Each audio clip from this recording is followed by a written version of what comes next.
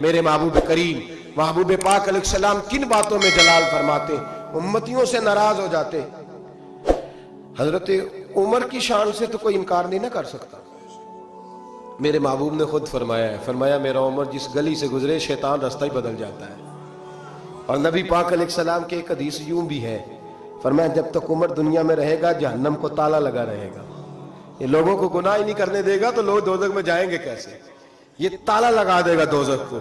इतना अजीम शख्स जनाब उमर कहते हैं मुझसे भी हुजूर एक दिन नाराज हो गए। गजब से उनके खुदा बचाए, गजब से उनके खुदा बचाए जलाल बारी इताब में मुझसे भी नाराज हो गए और गिरा जो निगाह से उनकी वो संभल नहीं सकता। हजरत उमर फरमाते कई महीनों हुजूर के उन जुमलों की उस नाराजगी की टीसें मेरे सीने में उठती रहीं और आज भी जब ख्याल आता है तो मैं अल्लाह की बारगाह में सजदे में गिर जाता हूँ कि अल्लाह वो मेरी बड़ी खता थी।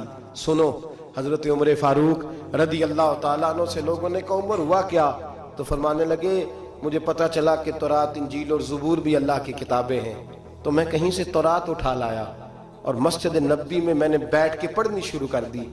फरमाने लगे मदीने के महबूब तशरीफ लाए, हुजूर ने मेरी तरफ देखा और हुजूर तौरात को भांप गए, देख गए कि तौरात है। नबी पाक ने फरमाया क्या पढ़ रहे हो, अर्ज की हुजूर तौरात पढ़ रहा हूं। तो फरमाते हैं हजरत उमर ये लफ्ज मेरे मुंह से निकले तो मैंने हुजूर के चेहरे का रंग बदलते देखा, बस गजब से उनके खुदा बचा। मैंने रंग बदलते देखा, चेहरा अनवर पे जलाल देखा और हुजूर ने फरमाया उमर जो दीन मैंने तुम्हें दिया है वो मुकम्मल नहीं, जो पैगाम मैंने तुम तक पहुंचाया है वो कामिल नहीं, जो शरीयत मैं लेके आया वो अकमल ने एक दर पढ़िए एक नु मनिए एक दई हो के मरिए।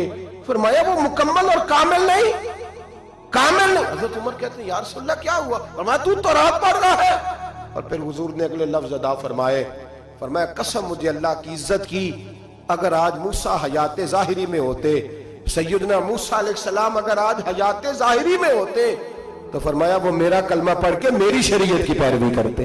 तुम तो रात पढ़ रहे हो, तुम लोगों के पीछे जा रहे हो। फरमाया मैं अपनी मोहब्बत के मामले में किसी की शराकत पसंद, आप लफ्जों पे गौर करें ना, जब मिशकात में हुजूर आए हैं तो एक सहाबी कह रहे थे हजरत मूसा कलीमुल्लाह है, दूसरे कह रहे थे जनाब ईसा रूहुल्लाह है, तीसरे कह रहे थे इब्राहिम खलीलुल्लाह है। हुजूर ने क्या फरमाया जरा अंदाज देखिए ना, एक नु मनिए एक दर फड़िए ते एक दई हो के मरिए। मोहब्बत में शराकत दारी काबिल कबूल ये कैसे हो सकता है, मेरे सामने को किसी और का नाम ले जाए, ये मुमकिन है? वही नहीं। मियां शेर मोहम्मद शरकपुरी रहमतुल्लाह ताला अलैह रियाकारी पे बात कर रहे थे, दिखावा ना करो, दिखावा ना करो, किसी और को अल्लाह की इबादत में शामिल ना करो। उनका एक बेली कहने लगा मियां साहब समझ नहीं भी लगती कि रब करीम को क्यों इतना नापसंद है, कोई और भी देख ले, क्यों इतना नापसंद है। तो बंदा सादा था, उसको कुरान मजीद की आयात की और अहादीस के दलाइल की समझ नहीं आ रही थी, ज्यादा ही कमजोर था, ज्यादा ही सादा था, देहाती था। तो मियां साहब कहने लगे और नहीं अल्लाह की इबादत में किसी और, कहने लगा बड़ा हौसला होता है बंदों का, बंदे दो तीन लोगों को बर्दाश्त, अल्लाह क्यों, रियाकारी क्या मतलब। तो मियां साहब ने उसको समझाने के लिए मिसाल दी, समझाने के लिए, बिला मिसालो बिला तशबीह, सिर्फ समझाने के लिए।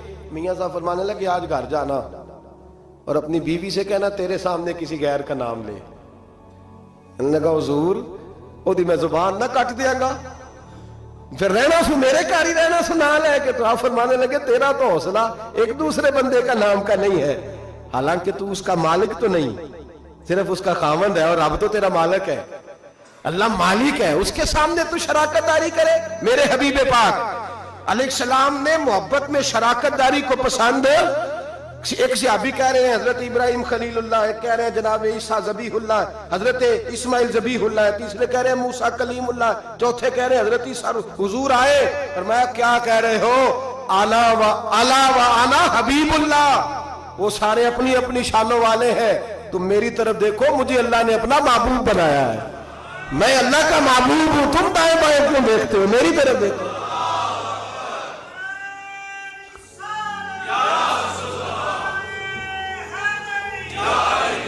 हजरत सैयदना उमर फारूक को नबी पाक अलैहिस्सलाम ने फरमाया उमर अगर हजरत मूसा हयात जाहिरी में होते तो मेरा कलमा पढ़ते।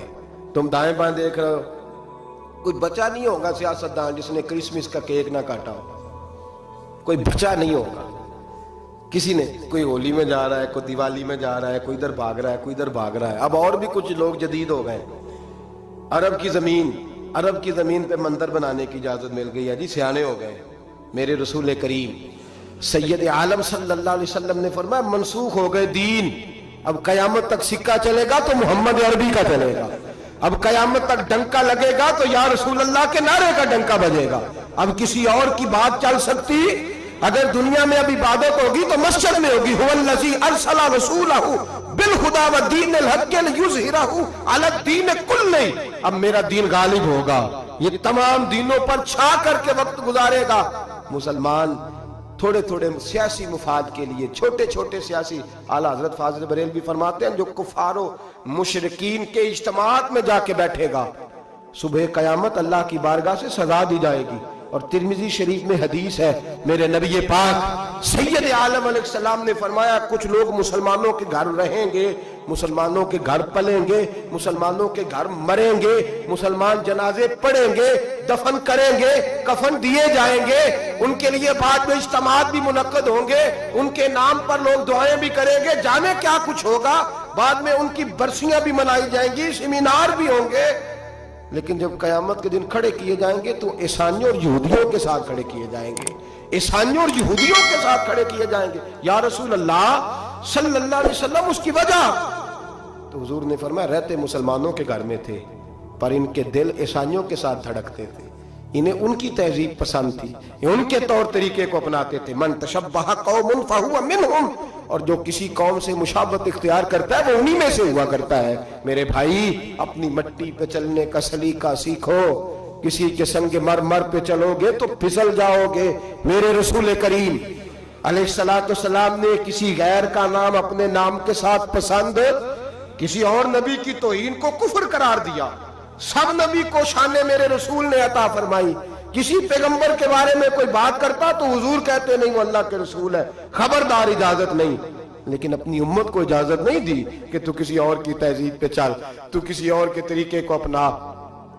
آج ہم یہ سمجھنے سے قاصر ہیں کہ لوگ کیوں اس طرح کرتے ہیں, اپنی تہذیب اپنے طور طریقے. 14 اگست کو بڑا مشہور کالم نویس ہمارے ملک کا, اس کو بڑے لوگ پڑھتے اور سنتے ہیں, اس نے کہا قوموں کا مذہب نہیں ہوتا, ملکوں کا مذہب نہیں ہوتا, مذہب تو انسانوں کا ہوتا ہے. ہر مذہب کے آدمی کو کھل کے چھٹی ہے, وہ جو مرضی بولے جو مرضی کہے. تو میں نے کہا عجیب نادان ہو, اگر قوموں کا مذہب نہ ہوتا تو پھر تم نے اس کا نام اسلامی جمہوریہ پاکستان کیوں رکھا تھا؟